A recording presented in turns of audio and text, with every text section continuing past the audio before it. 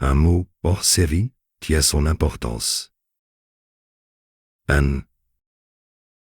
Certains, ayant eu vent de certains des aspects des travaux spéciaux et privés que je conduis lorsque je suis en Afrique, se sont calés dans une posture de condamnation morale. Et parmi ces certains, il y en a qui vont jusqu'aux traditionnelles accusations mystiques dont sont familiers les gens qui croient au surnaturel sans discernement, et qui prennent leur ressenti pour la mesure de la vérité.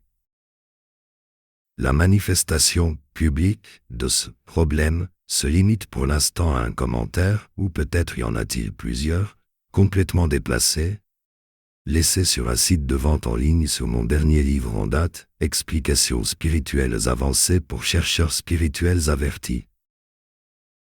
L'ironie de la situation est que la personne reconnaît la grande qualité du livre, mais considère que l'auteur, en tant que personne, doit être condamné pour telle ou telle raison.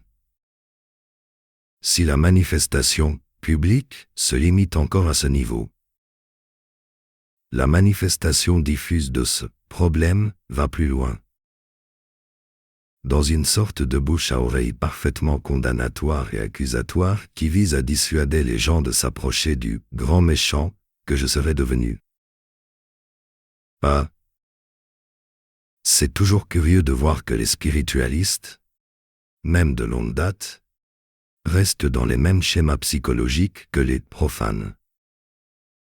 Voire pire, parce que les critères de jugement moral et de condamnation morale des spiritualistes peuvent être parfois très.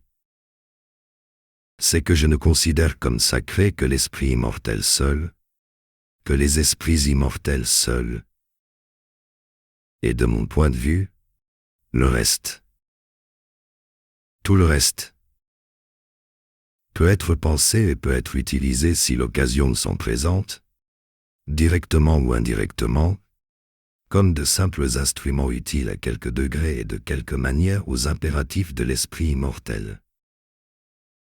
Le corollaire naturel de cette implication, c'est que toute chose qui deviendrait un obstacle important du point de vue des dynamiques d'évolution des esprits immortels peut être détruite sans autre considération, si cette destruction permet de libérer le chemin et de débloquer de saines dynamiques pour l'évolution des esprits immortels. Mais comprenez-vous vraiment ce que signifie ce premier point que je viens de préciser ? Je ne suis pas du nombre des êtres qui sont en charge du développement socio-matériel et psychosocial de la civilisation terrestre. Mais permettez-moi de vous dire que les puissants êtres qui sont en charge de cette mission, et qui ne sont pas des humains terrestres, je précise en passant, voient les choses exactement de cette manière. Et quand on comprend profondément ce qu'est l'esprit immortel, ce que sont les esprits immortels, on voit les choses exactement de cette manière. Si ces gestionnaires estiment que les guerres sont encore nécessaires, ou constituent encore le chemin le plus rapide et le plus efficace, du point de vue de la structuration de certaines dynamiques importantes de la civilisation Terre, qui se déroulent au sein de l'humanité terrestre. Je précise pour les gens qui ne comprennent pas comment fonctionnent les inférences logiques. Non, je ne viens pas de dire que la guerre était la meilleure solution, tout court. Je précise encore une fois pour les gens qui ne comprennent toujours pas comment fonctionnent les inférences logiques. Ce que je viens de dire, c'est qu'il existe des blocages évolutifs, parlant des perspectives du développement de la civilisation terrestre, qui se résolvent mieux avec des guerres, et que, quand de telles situations arrivent, les gestionnaires de la civilisation terrestre stimulent ces guerres curatives quand c'est la meilleure solution. Je comprends parfaitement cela. Mais si vous êtes dans une posture de grand moralisateur spiritualiste, vous allez évidemment condamner cela de manière tout à fait absolutiste. Vraiment non. La complexion humaine n'a rien de sacré. Et les regroupements de complexion humaine, les peuples, comme on dit, n'ont rien de sacré. Toutes ces choses sont des outils, des instruments, des moyens. Fondamentalement au service de l'évolution des esprits immortels. Et toutes ces choses peuvent être gérées avec douceur ou avec fermeté selon les nécessités de dynamique de développement des esprits immortels. Là où l'archéologie et la paléontologie terrestre croient voir d'anciennes espèces ou d'anciennes branches du genre Homo disparues pour quelques, l'actuelle humanité terrestre est la 5e ou la 7e version. Tout dépend de comment on compte les anciennes versions. Et les anciennes versions n'ont pas toutes été éliminées en douceur, certaines ont été éliminées de manière expéditive et militaire. L'actuelle version sera-t-elle aussi éliminée dans le futur? Croyez-le ou non, je fais partie des interstellaires qui estiment que cette version est une version assez bonne pour qu'elle ait une vraie chance d'atteindre la maturité de civilisation.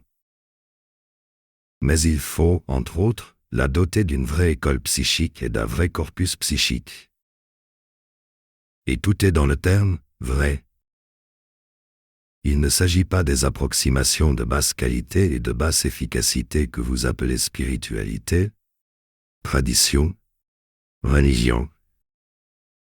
Et il s'agit d'une chose qu'il est extrêmement difficile d'élaborer en situation d'incarnation, mais qu'on doit élaborer nécessairement en situation d'incarnation à cause de certaines restrictions du droit cosmique qui interdisent aux interstellaires et même aux interplanétaires d'atterrir en personne et de travailler en personne au milieu d'une race primitive sortie du stade infantile mais pas encore arrivée au stade adulte.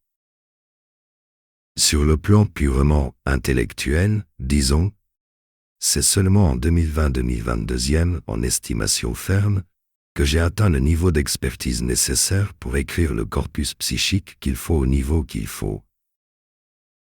Et depuis 2022, j'ai lancé certains travaux spéciaux dont le but final est de servir indirectement, et le terme indirectement est important ici, la création d'une vraie école psychique. En me donnant, et c'est ici que je précise le second point, je ne sacralise aucune vie animale, et tout à fait en dehors du débat de la souffrance animale, je considère que les perspectives humaines sont supérieures, significativement supérieures, aux perspectives animales, et donc je n'ai aucun problème, fondamentalement parlant, avec le fait que les animaux fassent partie de l'alimentation humaine, et d'une manière générale, je n'ai aucun problème avec le fait que les animaux puissent servir de quelque manière et à quelque degré, directement ou indirectement, les perspectives humaines. Je suis parfaitement au courant qu'une partie des spiritualistes est tout à fait en état de choc devant l'état des rapports généraux entre les humains et les animaux. Devant le fait que les humains consomment des animaux pour leur alimentation, devant le fait que la recherche scientifique s'autorise à utiliser des animaux dans ses travaux, et il faudrait aussi qu'ils se scandalisent devant le fait que les humains ont utilisé des animaux pendant des siècles dans des activités de production économique. Ce qui sera impossible à saisir pour les spiritualistes dans la condamnation morale, c'est le fait que je distingue la question de la cruauté de la question de l'utilité. À aucun moment je ne souscris à la cruauté, ni des humains envers des humains, ni des humains envers des animaux. Et dans la même ligne, mais c'est exactement la même chose, je ne souscris à aucun moment à